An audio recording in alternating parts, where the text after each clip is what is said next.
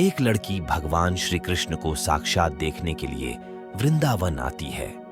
वह श्री कृष्ण को देखने के लिए उनके हर मंदिर में जाती है, पर श्री कृष्ण उसे साक्षात रूप में कहीं नहीं मिलते हैं। वह निराश होकर बैठ जाती है।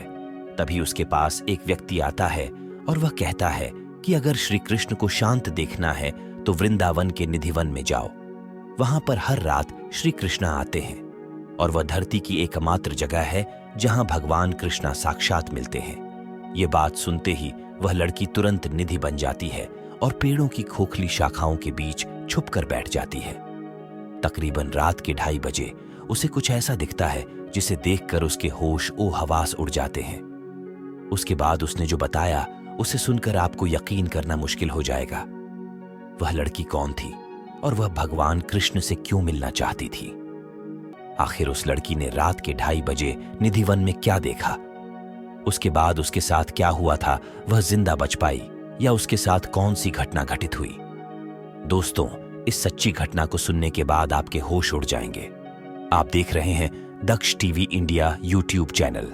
आज का वीडियो बड़ा ही लाजवाब होने वाला है। यदि आप चैनल पर नए हैं तो चैनल को सब्सक्राइब करके बेल आइकन की घंटी जरूर प्रेस करें ताकि हमारा हर लेटेस्ट वीडियो आपको सबसे पहले मिल सके। साथ ही कमेंट बॉक्स में जय श्री कृष्णा लिखना ना भूलें। राजस्थान के एक गांव में एक छोटी सी बच्ची अपनी मां के साथ रोजाना भगवान श्री कृष्ण के मंदिर में जाया करती थी। उसकी मां रोजाना भगवान का श्रृंगार करती और पूजा पाठ करती थी। ऐसा करते हुए वह छोटी सी बच्ची मां को रोजाना देखा करती थी। एक बार पूजा करते हुए उस बच्ची ने मां से पूछा कि भगवान जी मुझसे कब बात करेंगे? ये सुनते ही उसकी मां ने बोला कि जब तू भगवान जी जितना बड़ी हो जाओगी, जब तुमसे भगवान बातें करेंगे। समय बीतता गया और वह छोटी सी बच्ची बड़ी हो गई।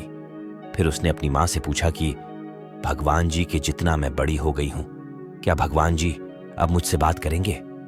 ये सुनते ही उसकी मां ने यह सब टालने के लिए कहा कि भगवान जी ऐसे ही नहीं मिलती, उसके लिए तुम्हें कठिन साधना करनी होगी। पानी में गले तक खड़े होकर भगवान का नाम जपना पड़ेगा। उसने यह सब किया, परंतु उसे इन सब का कुछ पल नहीं मिला, क्योंकि जैसे भी करके उसको भगवान कृष्ण के साक्षात दर्शन चाहिए थे। बाद में उसे लड़की को पता चला कि भगवान श्री कृष्ण को वृंदावन में मिल सकते हैं, भगवान वहीं रहते हैं। बस यह सुनने के बाद वह तुरंत वृंदावन आ जाती है और वृंदावन आकर सबसे पूछती है कि कान्हा कहाँ मिलेंगे। तब किसी ने उसे कहा कि कान्हा तो बांके बिहारी मंदिर में मिलेंगे।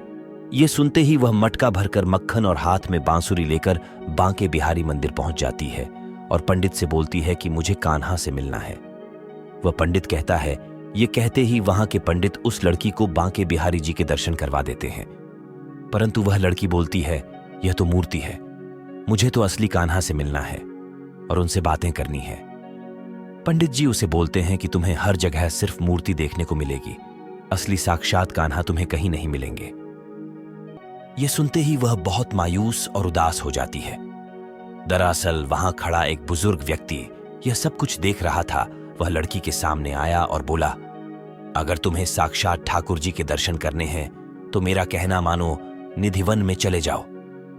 कान्हा आज भी रात के वक्त निधिवन में आते हैं और गोपियों के संग रास रचाते हैं। यह सुनकर वह निधिवन में जाती है और शाम के वक्त चोरी छुपे निधिवन के पेड़ों की खोखली शाखाओं के बीच छुपकर बैठ जाती है। करीबन रात के 2:30 बजे उसे कुछ ऐसा दिखता है जिसे देखकर वह अपनी आंखों पर यकीन नहीं कर पाती। वह देखती है कि अचानक निधिवन के सारे पेड़ गोपियां बन जाती है और वहां स्वयं श्री कृष्ण आते हैं और रास रचाते हैं।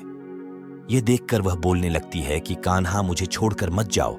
यह सुनकर भगवान श्री कृष्णा उसे लड़की से कहते हैं, मैं तो हमेशा ही तुम्हारे साथ हूं, मैं कभी तुमसे अलग हुआ ही नहीं, मैं हमेशा से ही तुम्हारे दिल में मौजूद रहूंगा।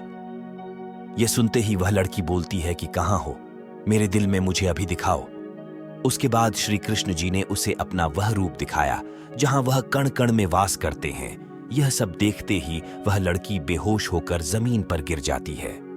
जब उसकी आंखें खुलती है तो उसे कण कण में भगवान दिखाई देने लगते हैं, चाहे वह इंसान हो या फिर जमीन पर चल रही चींटियां या फिर जानवर और पेड़ पौधे, उसे कण कण में भगवान दिखने लगते हैं।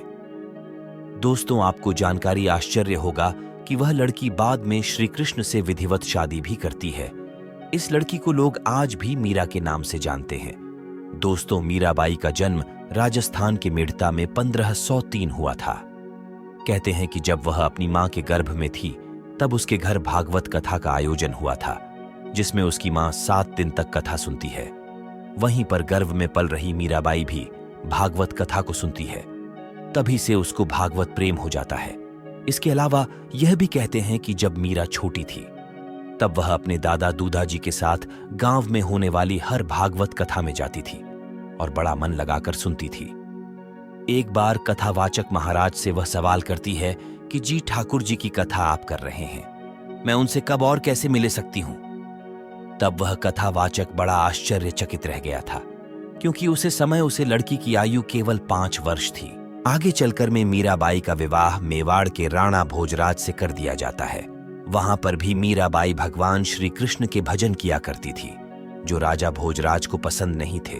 वह मीराबाई को बहुत समझते हैं, मगर वह नहीं मानती। आखिर में भोजराज मीराबाई को मारने का प्रयास करते हैं। मीराबाई को जहर पिलाया जाता है और उसके गले में सांप डाल दिया जाता है, मगर वह हर बार बच जाती है। मीराबाई का कोई कुछ भी नहीं बिगाड़ पाता है, क्योंकि वह तो भगवान कृष्ण की भक्त थी।